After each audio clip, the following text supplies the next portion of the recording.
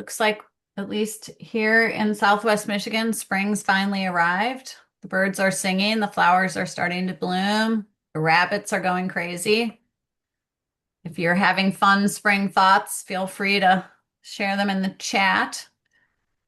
Such a relief always, I think, when the winter's finally over. It's like, and then like really enjoy it, sink in very fast. We are going to give the rest of our attendees a little bit more time to get here. So we'll just be waiting for a few minutes while that happens. I know we've got some folks, I think, who are attending for the first time, like from Region 6 and 9, right, Oliver? Got some new colleagues. Yes, I don't think they're on quite yet, but they should be joining. Nick and Anna. Excellent. That's so exciting to hear about Yeah. the boost that you're getting that's happening. That's wonderful. Yeah, they've been on, this is their fourth week, and they are just jumping into things. It's been really exciting. I love that. That seems to be part of the PD, I guess, or job description for regional childcare coalition work. You just jump in and do your best. So, welcome, Nick. Nice to meet you. Nice to see you. Uh,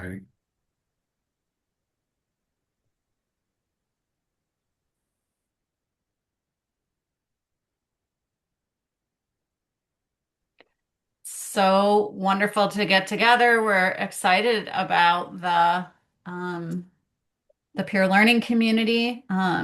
Definitely reflects a, we heard you. You want more time to talk to each other. So we've really designed a meeting around that, and I'll be talking more about that in just a minute. So lots of time in breakout rooms today with colleagues, getting a chance to really unpack and chat and talk. Liv, I'm going to let you let me know when you think we've arrived at critical mass and we can go ahead and get going. Yeah, it looks like we've got around 12 regional coalition folks in the room right now. So why don't we wait just a couple more minutes? If you're like some of us on here, you probably ran from one meeting to here. So maybe this is a moment to take a deep breath and settle in, maybe get a glass of water, look out the window. I mean, whatever those things are that give you a little bit of life. Um,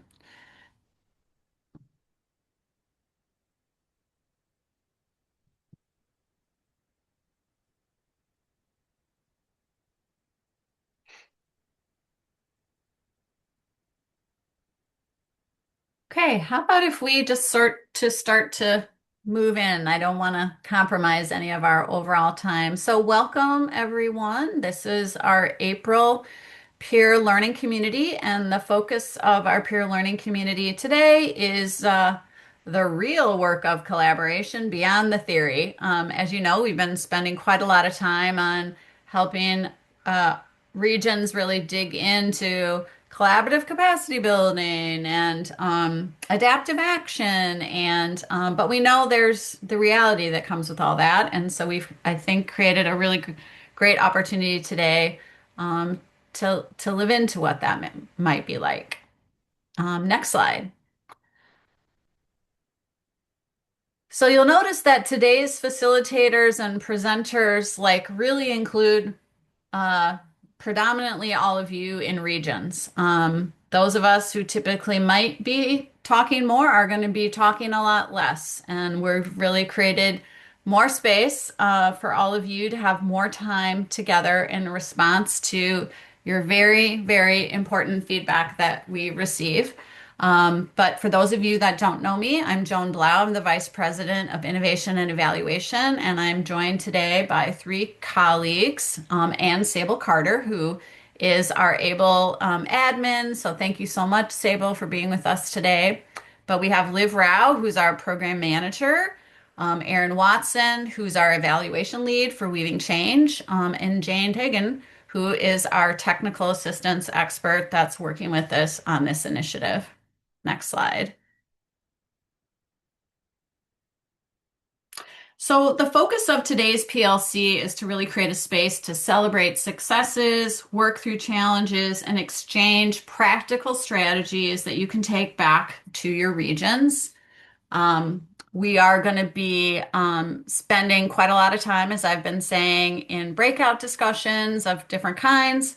Um, Erin has some super exciting resources to share around social network analysis that she's been doing that I'm sure you'll all be interested in. And hopefully, you've got your handouts handy for that part of it. And then we'll close out by talking about resources and some important information, informing you all about the Great Start to Quality rebid and sharing some talking points with you. But before we do that, let's review our working agreements. Because we have some new folks today, I'm going to take the time to just quickly review these verbally. So these are agreements that we've had since the beginning of this year to help all of us feel that we can participate to the fullest extent in the PLC.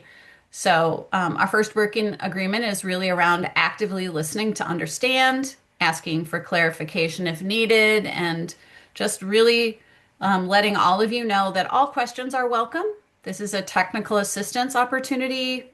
We don't think any questions are dumb or stupid or any of those other things you might think in your own head. They're really important. We all want to strive to be as clear, concise, and direct as we can for the benefit of the learning community. We want to assume positive intent. We know that we're lucky enough to work in a collaborative initiative where we've got lots of different perspectives from people from lots of different walks of life and organizations and parts of the state, and so much other kind of diversity that it's even more important to assume positive intent. We want to invite everyone to lean in and lean out in your participation. And that's, I think, particularly important when you're in breakout sessions, that there's space for everyone that's in the breakout to have their voice in the space, and that everyone is being mindful and attentive to that. And then, as I've been talking about, being open and aware of different perspectives, experiences, and expertise.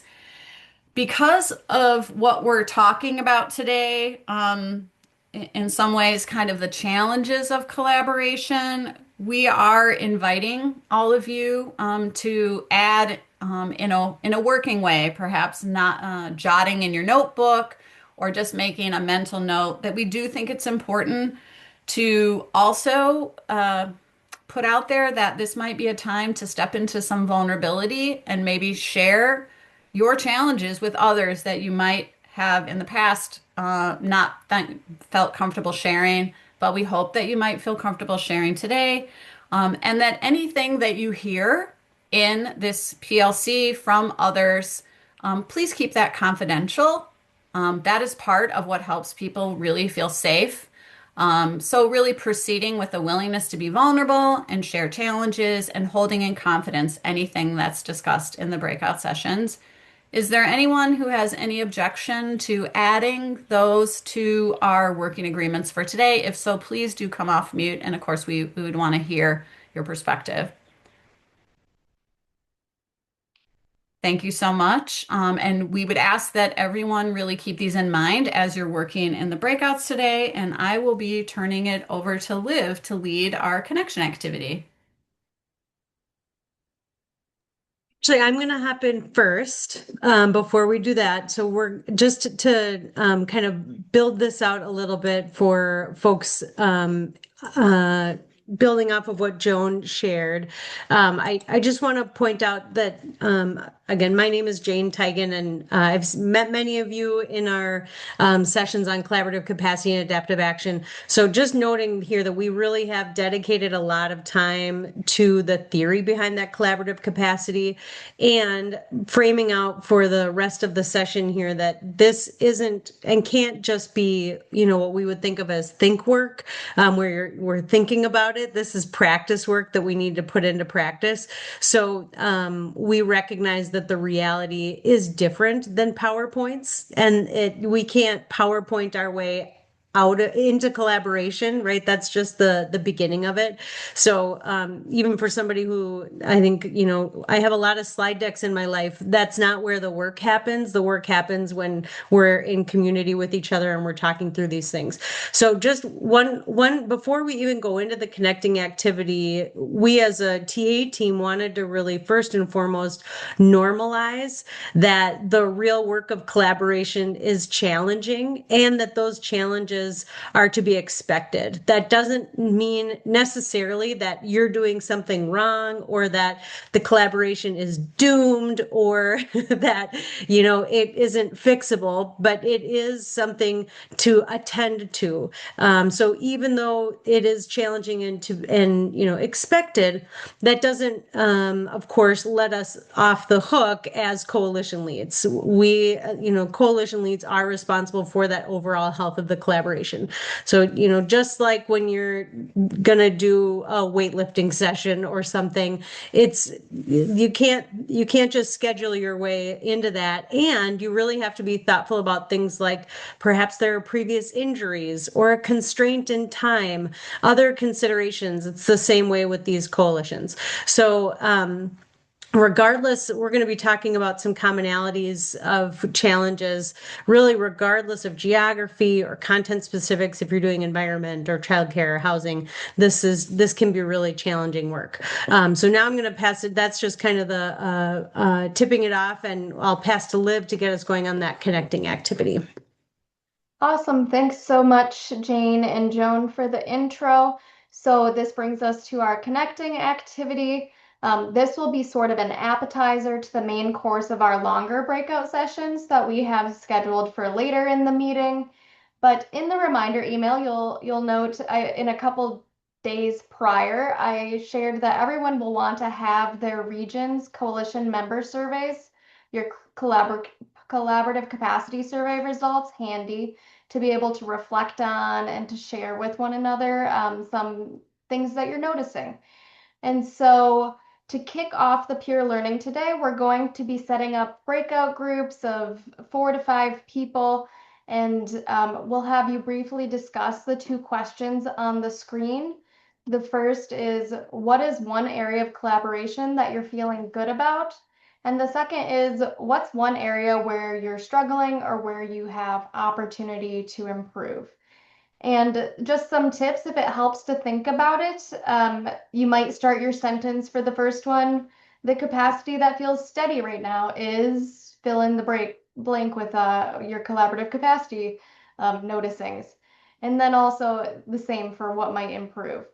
And so this will be your same group that you'll be in for the longer session later in the day. So take this time to begin the sharing, and then we'll regroup in a couple minutes. We're going to have the breakouts for about 10 minutes, and Sable will put that notice on the screen.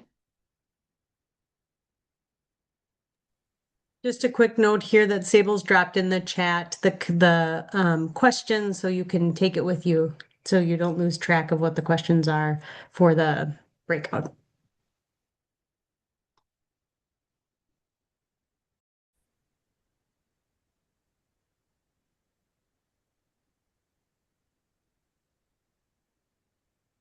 Deb, to be continued. All right, looks like everyone is making it back to the main space after your breakouts. Hopefully that was some fruitful conversation. Does anyone feel brave or willing to share something that you're feeling good about in your coalition with the broader group?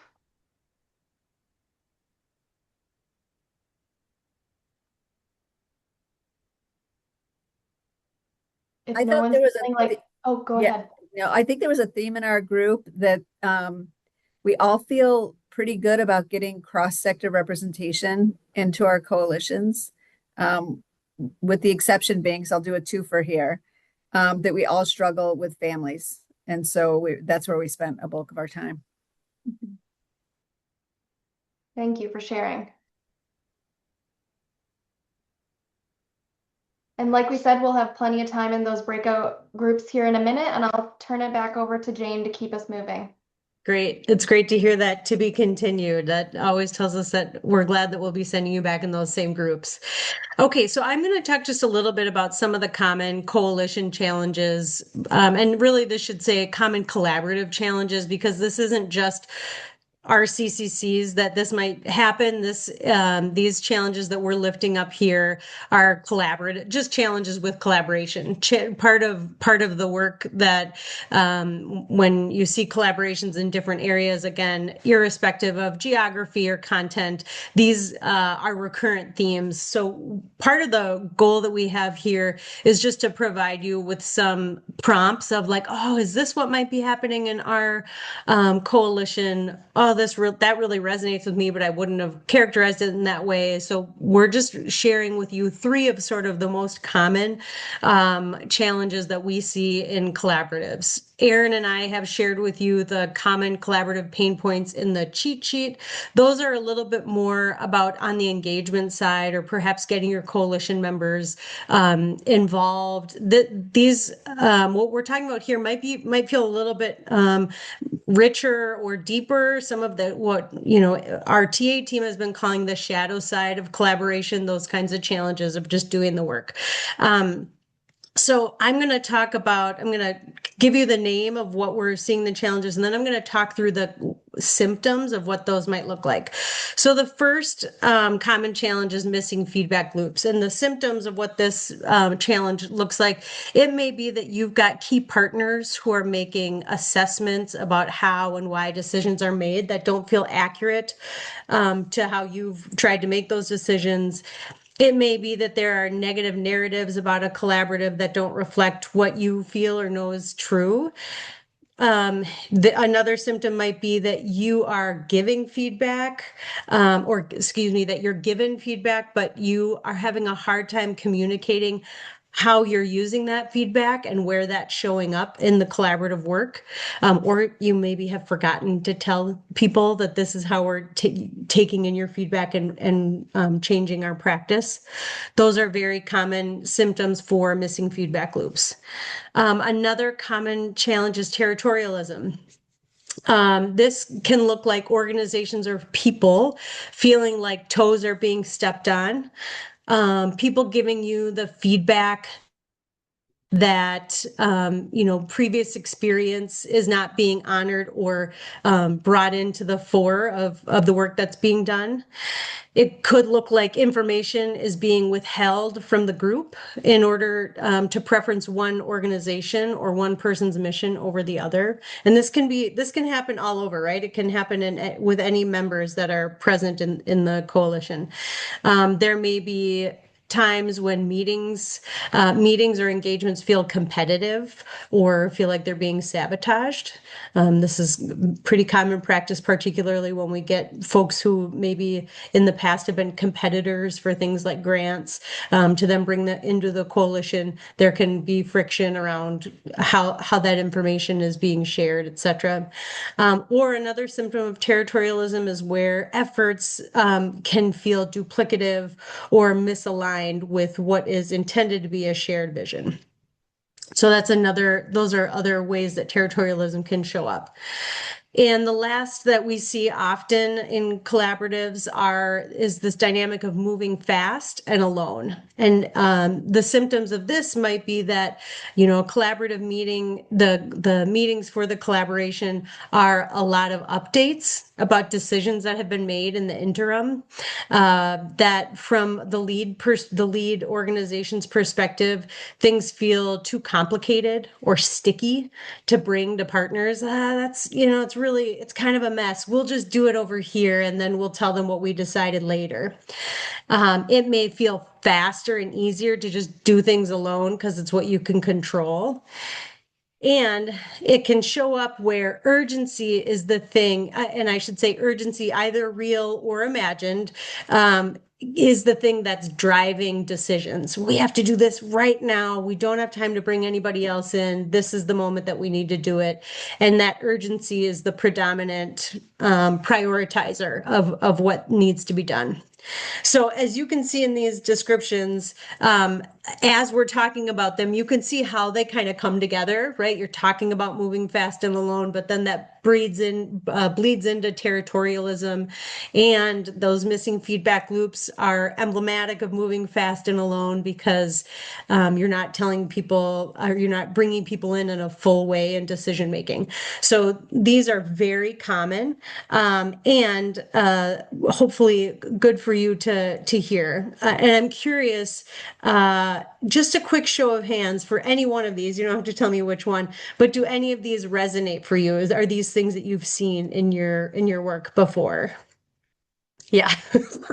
Right. So I'm not telling you anything you don't know, but sometimes it feels good to just, okay, this isn't just me. This isn't something I'm maybe necessarily doing wrong, but something we still need to attend to. The other thing that we're trying to suggest here in this and provide space in this time is that when you are having a challenge with collaboration, it's on you to, I think on all of us, to really conduct a little bit of assessment and analysis. And we can use the collaborative capacities as one structure. And it might not always be easy, as we mentioned, to figure out what exactly the patterns are or why they're happening, which I think is a super critical part of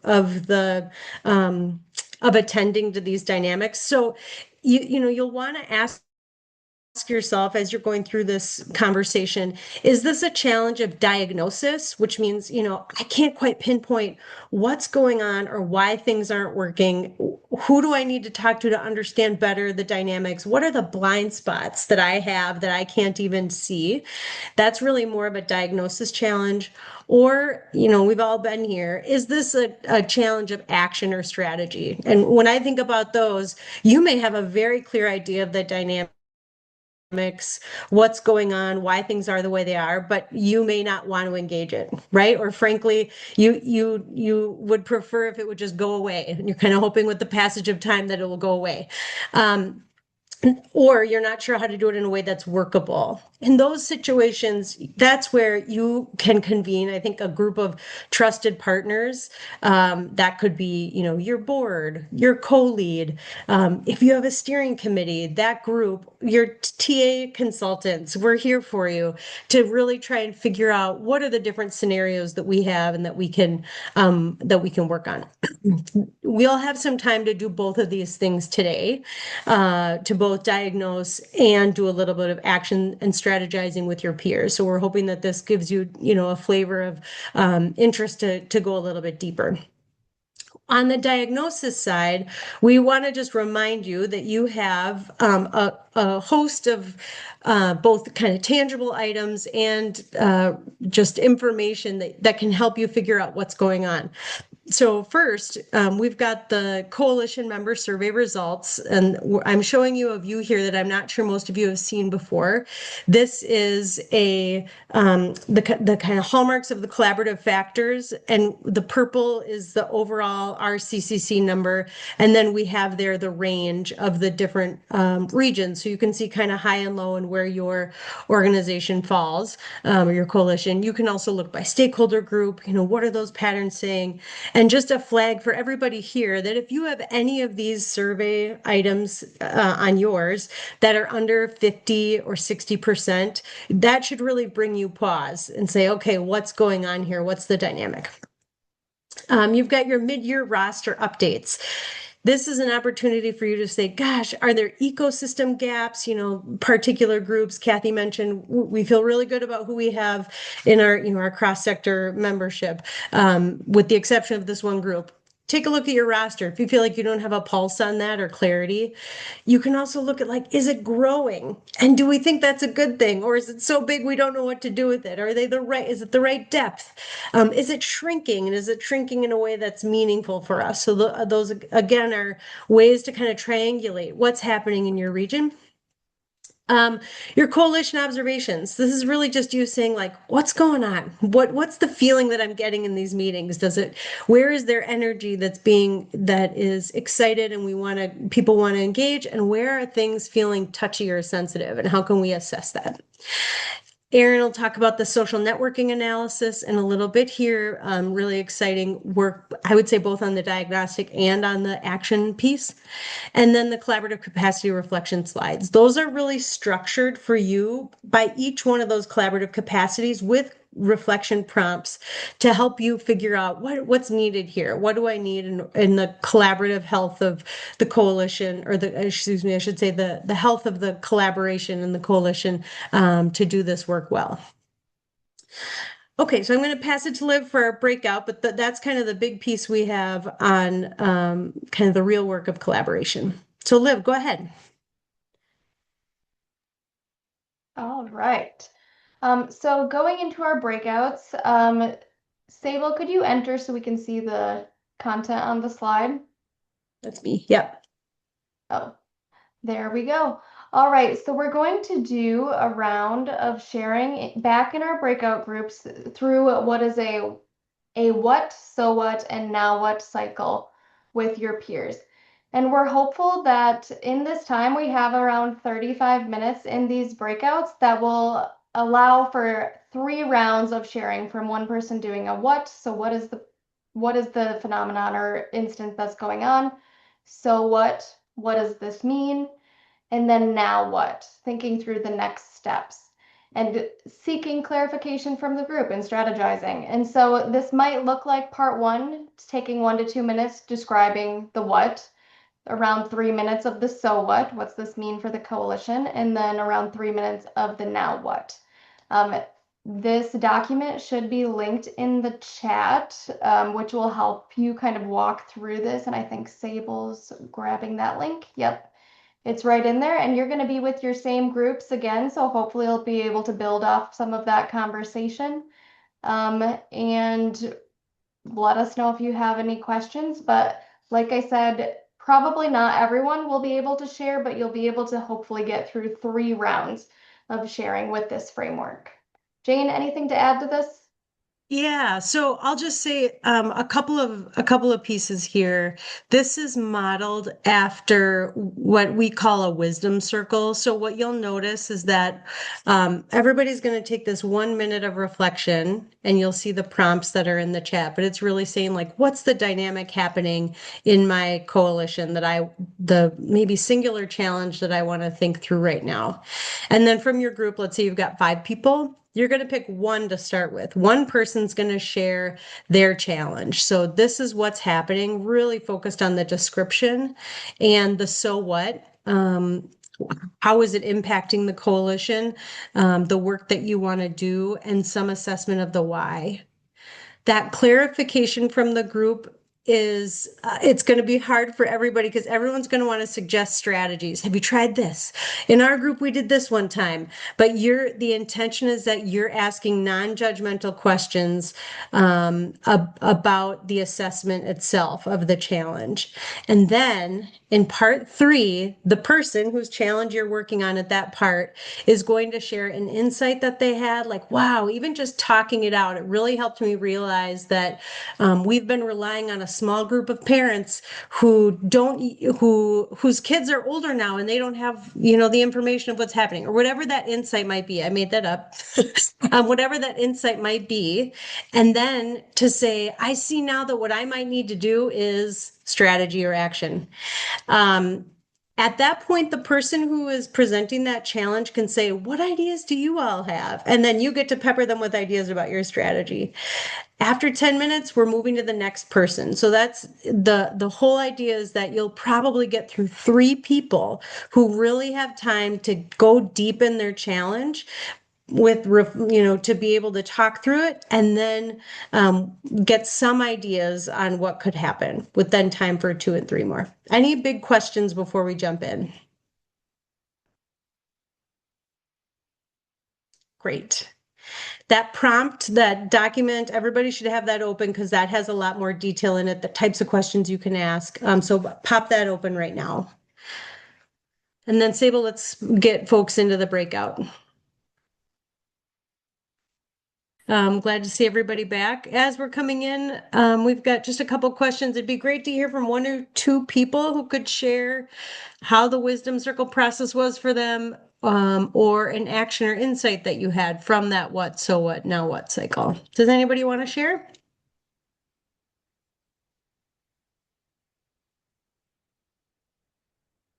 Feels like a lot going from 5 people to 40, I know, like a load of whiplash.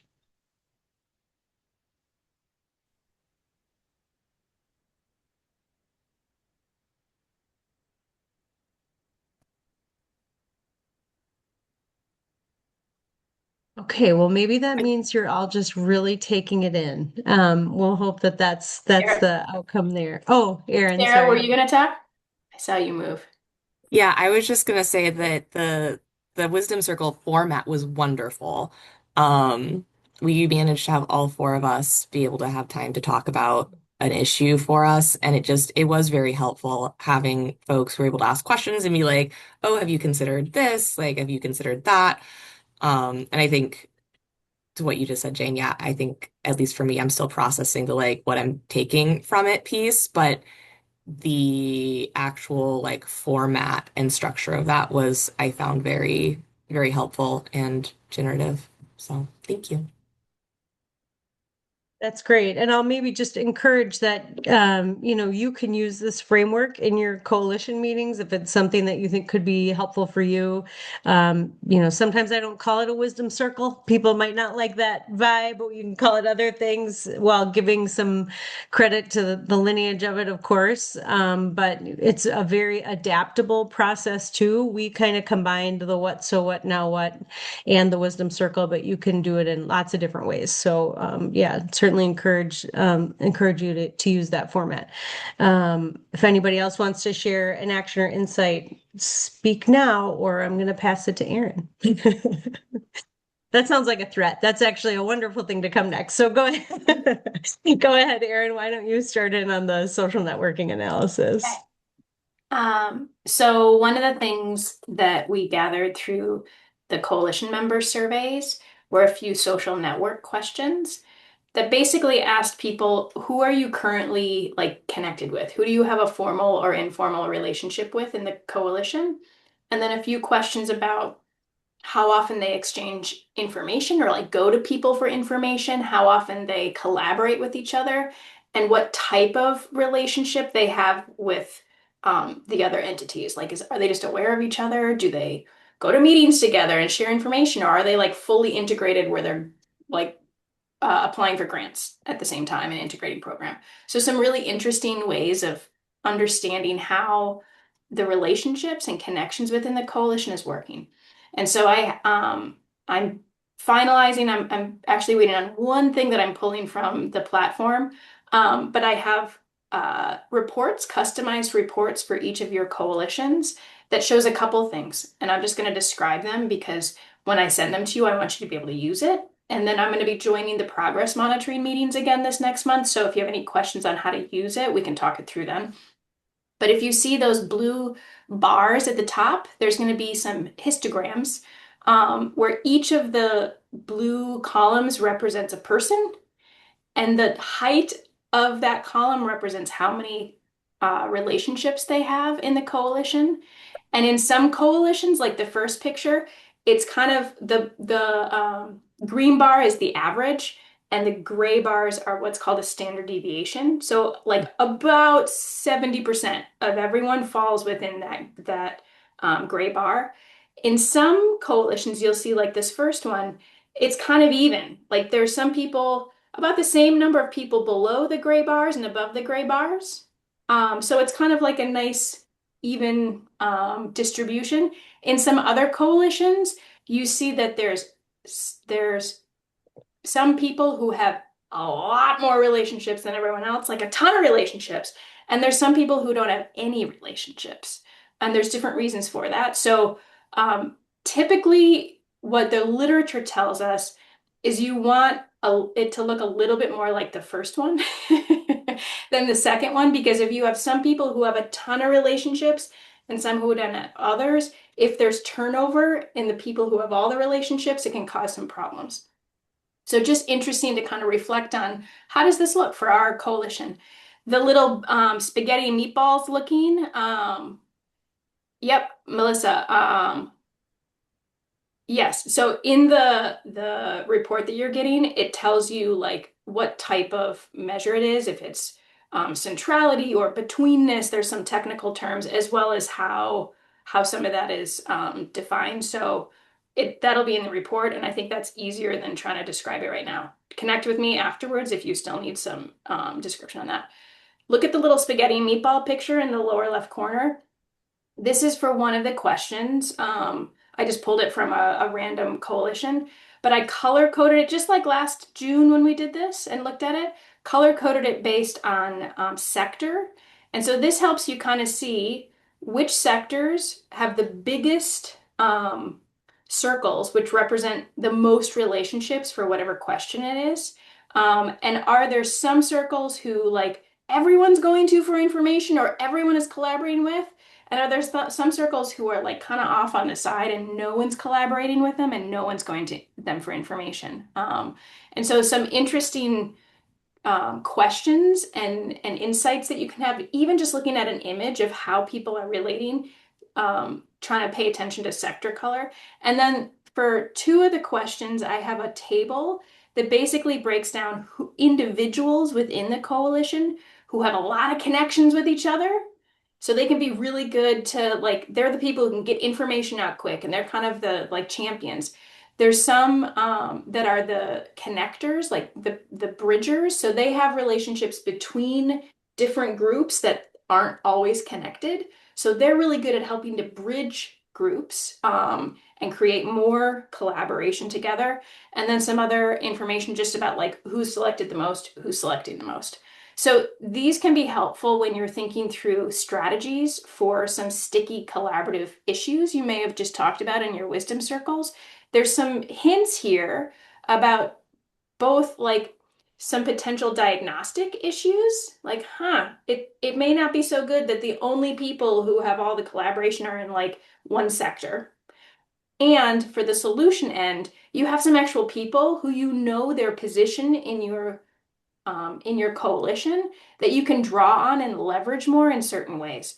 So stay tuned. I'm going to be sending this. I actually just upgraded something, so I'm going to be creating web pages for all of you that has like an interactive way to play around with this data, just so that you can like ask your own questions and kind of get into it more. So it's going to take me a week or so to finalize all of those, but stay tuned. I'm trying to make this even more actionable than the last time we looked at this data, so that you can in real time be kind of like probing how to use this. So stay tuned.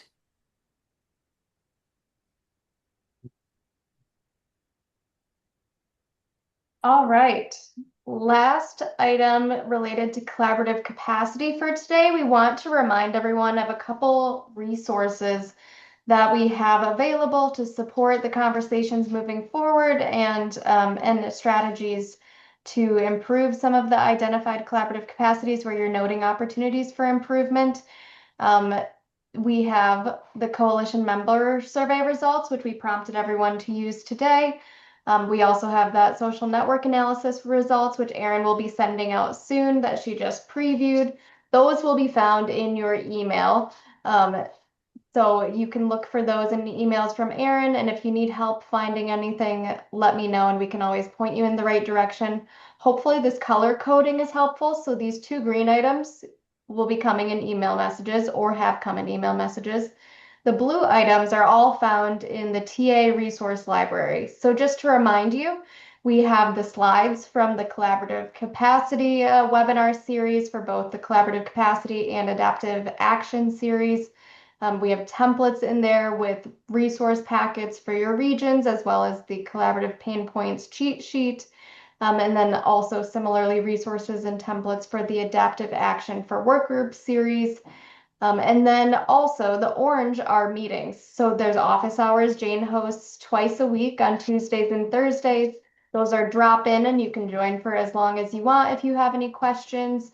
We are always willing to take any inquiries through the TA inbox.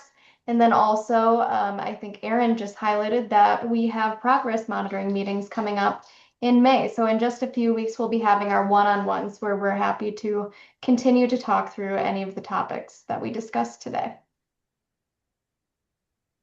Now I'll hand it back over to Joan, who will close us out and just have a couple other items to talk about. Hi, everybody. I just wanted to take the opportunity of all of us being together to talk to you a little bit about the Great Start to Quality Resource Center rebid. I'm going to be using some approved talking points. Apologies if I sound like I'm reading, I will be. So MyLeap is leading a comprehensive statewide effort to strengthen childcare systems, of which regional coalitions are a part. In 2024, MyLeap selected ECIC to serve as Michigan's Great Start to Quality lead. And that included the oversight of the 10 regional Great Start to Quality resource centers and Michigan's Infant and Toddler Specialist Network. In late June, ECIC will release an RFP with the goal of soliciting applications from qualified organizations to serve as Great Start to Quality resource centers. One qualified organization will be selected to serve as the Great Start to Quality Resource Center in each of Michigan's 10 economic development regions. This is a change in the regional boundaries. This shift to use the economic development region boundaries will align resource centers with regional childcare coalitions and MyTriShare.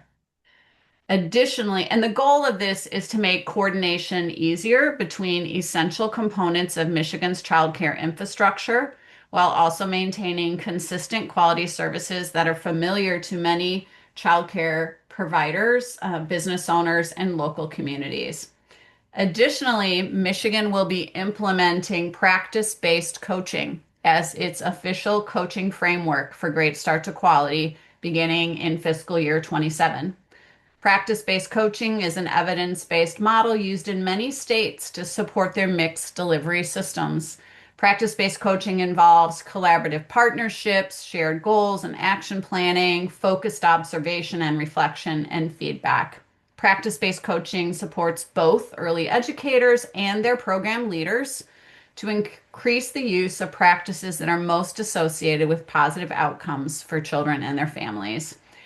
ECIC will be partnering with MyLeap in leading and supporting the implementation of practice-based coaching by organizations that are selected to be resource centers through this RFP. ECIC and MyLeap anticipate that the implementation of practice-based coaching will be a multi-year effort.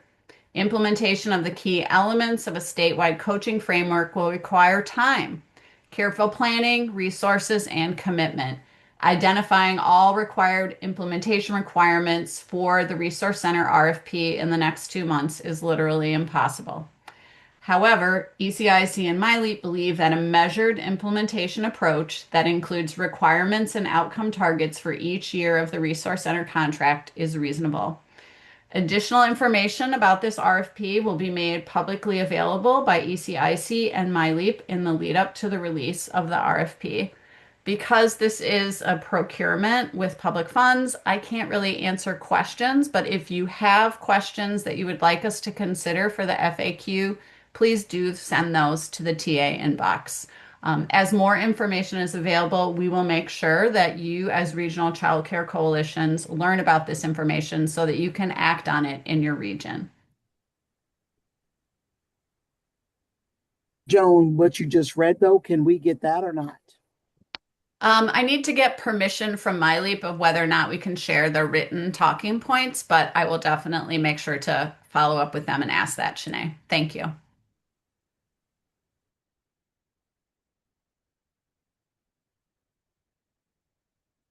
Great.